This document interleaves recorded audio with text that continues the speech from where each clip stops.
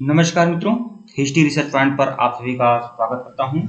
NCERT history का master test series चल रहा है और यह टेस्ट सीरीज संख्या 43 है मित्रों। अगर इसके पहले का वीडियो अगर आप लोगों ने नहीं देखा है तो प्लेलिस्ट में जाइएगा। एनसीईआरटी हिस्ट्री मास्टर टेस्ट के नाम से प्लेलिस्ट बनी हुई है, प्लेलिस्ट में जाइएगा और सभी वीडियो को देखिएगा।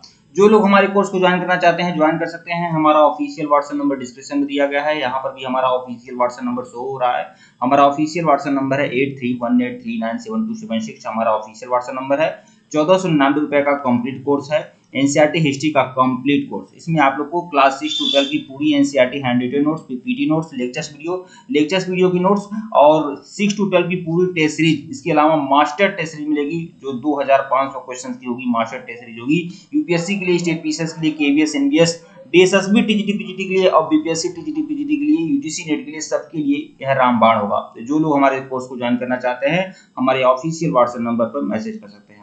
आइए शुरुआत करते हैं, जहां से खत्म किए थे वहीं से शुरू करते हैं और यह टेस्ट सीरीज संख्या 43 है। इसके पहले का वीडियो नहीं देखे हैं तो प्लेलिस्ट में जाइएगा। एनसीईआरटी हिस्ट्री मास्टर टेस्ट के नाम से प्लेलिस्ट बनी हुई है, प्लेलिस्ट में जाइएगा और सभी वीडियो को देखिएगा आप लोग। जहां से खत्म किए थे वहीं से शुरू करते हैं।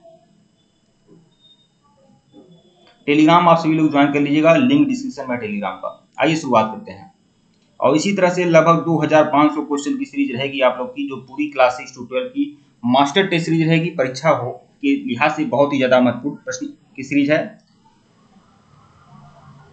प्रश्न संख्या 11 देखिएगा। प्रश्न संख्या 11, निम्नलिखित में से किस बहमनी सुल्तान ने मोहम्मद गवा को मलिक उत तुज्जार की उपाधि दी थी? मलिक उत तुज्जार की उपाधि से सम्मानित किया था मोहम्मद गावा वजीर था। और किस बहमनी सुल्तान ने इसे मोहम्मद गावा को मलिक उत तुज्जार की उपाधि से सम्मानित किया था? अहमद शाह बहमनी, अलाउद्दीन हसन या फिर फिरोज शाह बहमनी या देवरादूती। तो मैं आपको बता दूं यहाँ पर विकल्प ए आपका सही होगा।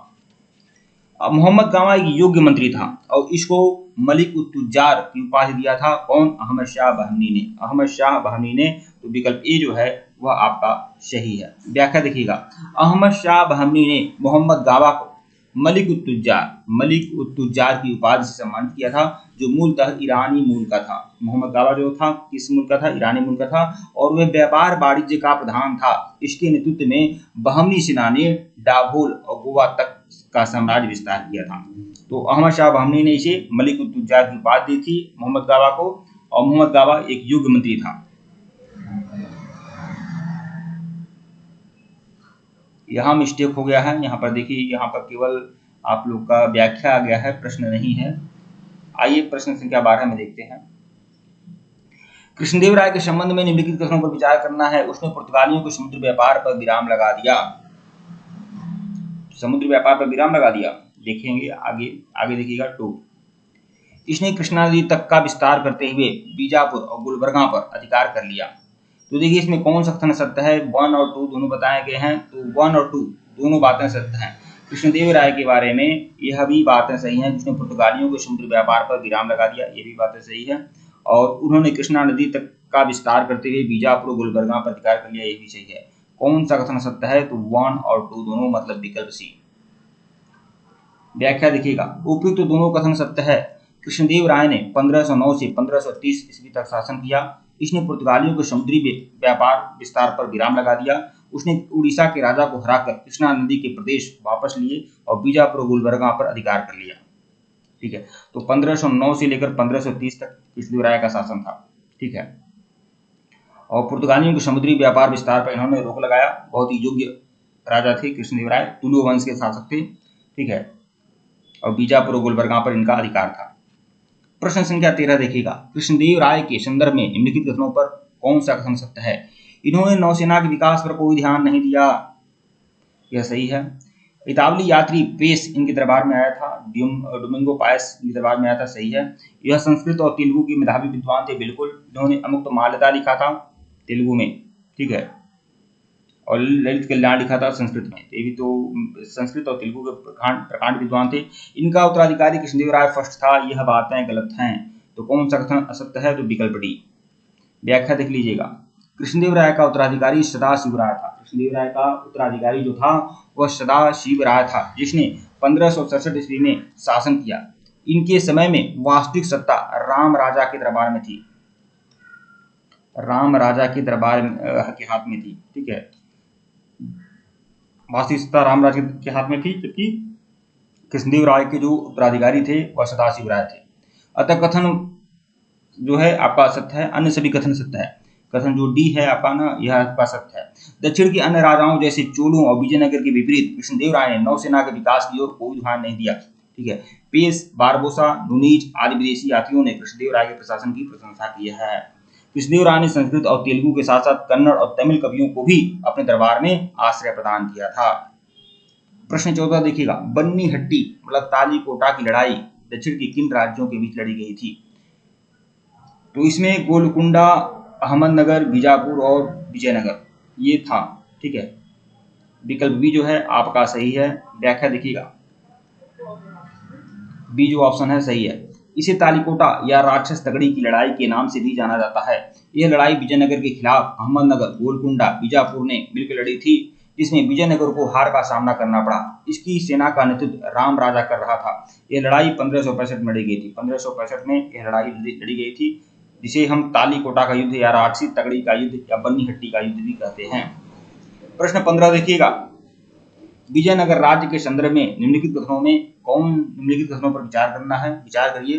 राज्य की प्रशासनिक इकाई मंडलम नाडु, ठीक है, उपजिला और गांव में विभाजित थी। मंडलम नाडु उपजिला और गांव में विभाजित थी। सही है भैया। प्रांतीय शासक पुराने कर माफ करने और नए कर लगाने का अधिकार रखता था। सैनिकों को अमरम नाम दिया गया था।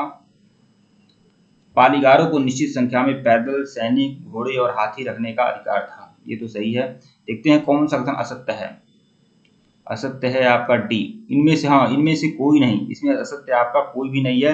ये चारों जो है विकल्प डी, चारों बातें सत्य हैं। तो चारों बातें फिर से देख लीजिएगा।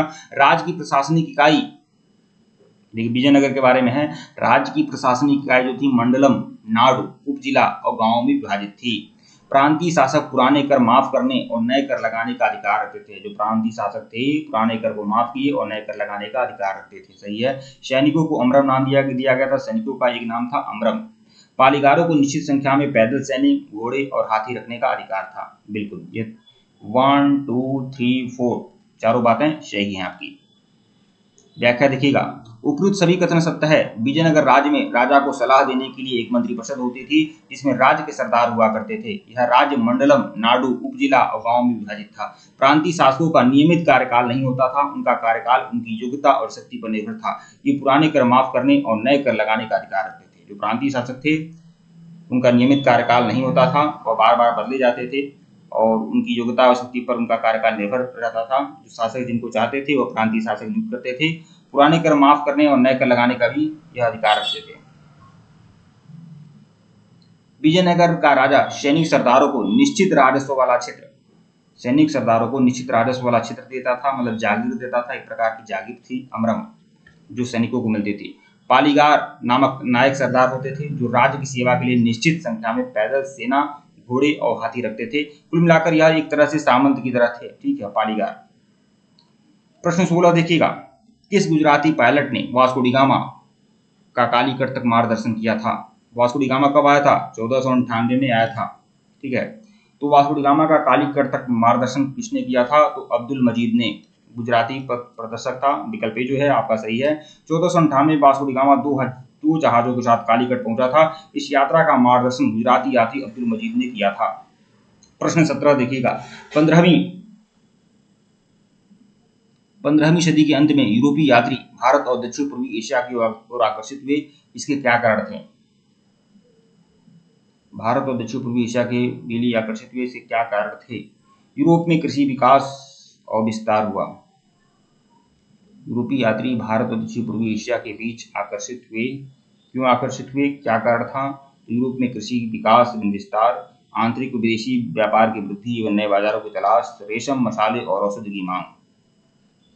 तो ये आपका तीनों बातें सही हैं। विकल्प डी, तीनों बातें इसमें सही हैं आपकी। व्याख्या देखिएगा। उपयुक्त सभी कथन सत्य है। पुर्तगाली यात्री वास्को डी गामा उस समय भारत आया था जब यूरोप में दलदलों की सुखाने और जंगलों को साफ करने और हलों का उपयोग वैज्ञानिक पद्धति से फसल उगाना आरंभ हो गया था। जिससे कृषि विकास एवं विस्तार में तेजी हो रही थी।